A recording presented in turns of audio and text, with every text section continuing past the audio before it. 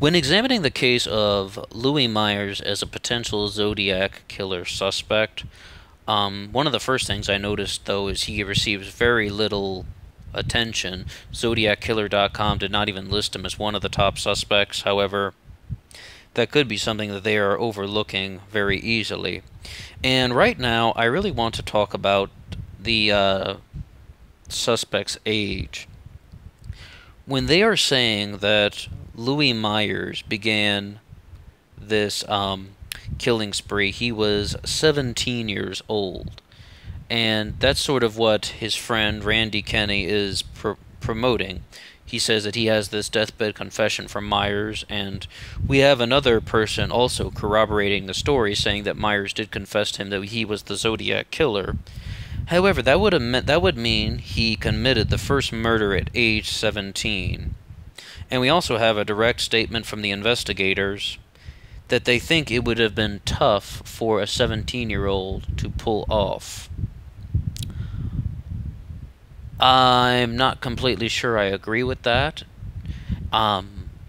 What part exactly would have been tough for a 17-year-old to plot a murder and to wear a hood, to conduct this... Teenagers can murder. Okay, there. Said it. Said it flat out. A teenager can commit murder. Yes, absolutely. Also, we have some of the other things that the Zodiac did talk to people. And the Zodiac made many phone calls, right? And people who talked to the Zodiac and heard the Zodiac killer's voice say that they thought it was somebody in their probably early 30s, maybe late 20s. One of the biggest things that people argue against the Louis Myers case is the voice of a 17-year-old is probably not going to be mistaken for a 30-year-old. You know, like when you start talking to somebody on the phone, it's like, what, you're 17 years old, you sound like you're 30? I mean, is that really going to happen? I'm going to tell you flat out that I believe that that's entirely possible. Absolutely, the voice of a 17-year-old can be mistaken for someone who is 25 or 30. I mean, have you ever had a friend, like, you know, back when you were in high school, did you ever have a friend who just had, like, a very low or a very raspy voice or a very rough voice, and they sounded like, you know, they sounded a lot older than they actually were, you know? I mean, I can think of so many people that come to mind that had more mature voices at age 17 than their actual age. Like, they sounded older than they actually were. And, you know, keep in mind, if someone is not expecting that they are going to be talking to a teenager, they're probably allowing their mind to take a little liberty with that. And they're probably just assuming that the voice sounded older than he actually did. So that's the biggest thing to say about the age. And yeah, I think a 17-year-old is capable of committing a murder. I think a 17-year-old is capable of committing 5 murders. A 17-year-old could easily be mistaken for a 30-year-old's voice. The other thing, though, that kind of mentioned in part 1, the whole plotting and planning of the ciphers, like, my first instinct was that this is not the typical behavior of a teenager creating some sort of cipher like this and mailing it to the police with this coded message. Then, you know, I put some more thought into that, and the facts are people are different. And to say that this is not the behavior of a teenager, that's not a fair thing to say. I mean, I don't know all the teenagers in the world, so I can't say that a teenager is not going to try and design this type of cipher. So that's just sort of flat out. Is it possible that a teenager could create a coded message like this? Yes. Originally, however, I will be honest though, when I first heard about the Zodiac killer case, you know, I was just... must have been 10 or 11 years old. And when I first heard about it, it's like I definitely did not get the vibe that this was a teenager, and I definitely did not have the impression that this was a teenager when I was researching this case over the years. Not until I heard about Louis Myers, but maybe that is one reason why this guy fell under the radar. It's just people were looking for someone age 30 when really they should have been looking for someone a lot younger.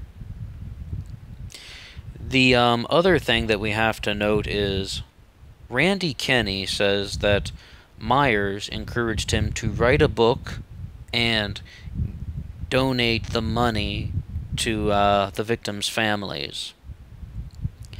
Well, I mean, even now, how many books can you think of out there that are talking about the Zodiac Killer? How many books out there name the Zodiac Killer by name? Like there was a very detailed book, in 2002, stating that Arthur Lee Allen was the Zodiac, and he has since been exonerated via DNA evidence. Oh, he was probably a scumbag in his personal life, but yeah, Arthur Lee Allen was most 99.9% not the Zodiac Killer, right? Now, we also have to keep in mind, is Randy Kenny just coming up with a story for mostly fame, not fortune, if he's planning to donate the money to the victims' families? But again, that hasn't happened yet. Is this guy just coming up with this story for fame and fortune? Well, we don't know yet. But there are many people coming out there just trying to sell books, and there are many people promoting their own Zodiac Killer stories. Also, there's a certain sense of plausibility that comes over us when we examine Myers. Like, we have him targeting the Lover's Lane couples, and then he killed the single individual, the cab driver, for drug money.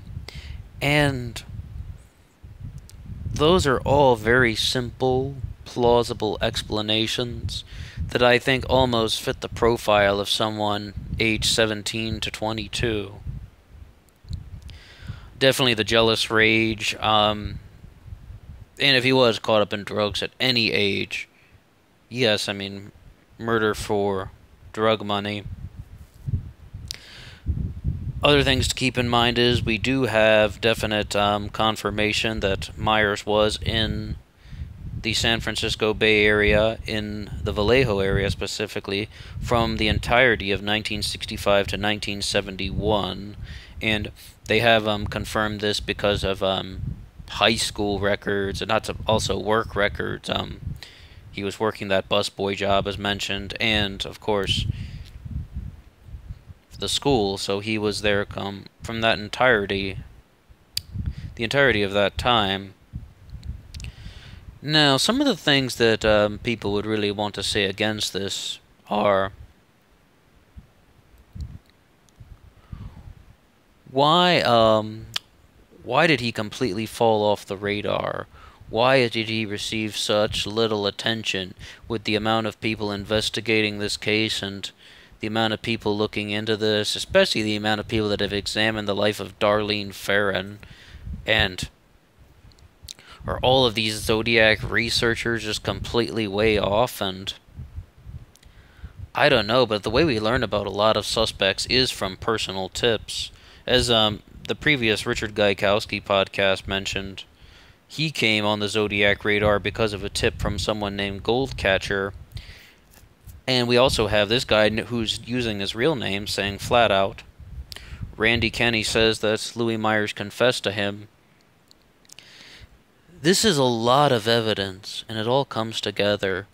We have Myers confessing to at least 2 people, and it's hearsay. But we do have 2 people coming forward saying this guy confessed to being the Zodiac Killer. One of them is not planning to write a book. The guy who he confessed to in 1976, he's, as of now, is not planning to write a book on the subject.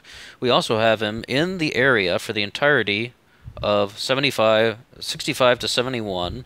We all have direct connections to the first 2 victims, jealousy, the Lover's Lane rage for the second 2 victims, direct connection to Darlene Ferrin, and the plausible theory that he murdered someone for drug money. Is it possible that Randy Kenny just concocted this story in order to get some fame, attention, and possibly profit? Maybe it's possible, but where's the proof of that? We also have a very clear reason why the Zodiac Killer ceased all activity from 71 to 73, and I think that's very, very important. The Richard Gaikowski thing really did not make sense to me. It's just he had sort of a mental breakdown, and you're saying that he's in the San Francisco area, but he's just, feeling bad, so he's ceasing all Zodiac activity from 71 to 73? Not even a phone call? No, I mean, that is just, that's one of those things where they said about Gaikowski that just does not seem to add up or to make sense, or you can't really follow that in such a logical sequence. Whereas the something is much simpler with Myers. He was out of the country at the time. And also, I think another big reason why Myers has really evaded a lot of press has been he looks nothing like the cipher. Cipher. He looks nothing like the sketch that has been so famously attributed to the Zodiac. But like I said, it's very possible that he was wearing a short haircut, and he was wearing glasses at the time, and if you were to put a short haircut and a pair of thick black glasses on that man, he would look a lot more similar to the Zodiac sketch. And that I really firmly believe. So that's going to be the short end of it for now, and what do you guys think? Do you think there's any plausibility that Louis Myers was the Zodiac Killer? Is there any major piece of evidence that has been left out? Has there been a stone that was not overturned? It's just like... And also, furthermore, do you think there is a suspect who has a more compelling story? Is there somebody who you feel that they have more evidence to support? And